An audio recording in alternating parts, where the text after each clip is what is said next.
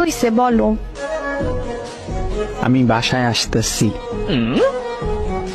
না থাক, আশা লাগবে না, এই ঠান্ডায় গোসল করতে পারবো না। কেন গোসল করতে হবে কেন? আরে গতবার এসে আমার জ্বর বানাই দিয়ে গেছো। কেন গোসল করছো কেন? আর এমন জ্বর বানাও, তোর শাশুড়ি এমন মন্দ বলে, এত জ্বর হয় কেমনে? আমি তো আর বলতে পারি না তার ছেলের জন্য সকাল সকাল গোসল করতে হয়।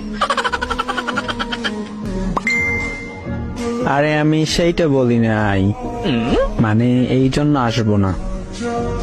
তুমি সবসময় এটাই বলো, কিন্তু ঠিক আমার জ্বর হয়। আরে সত্যি বলতেছি। গতবারও বলছো।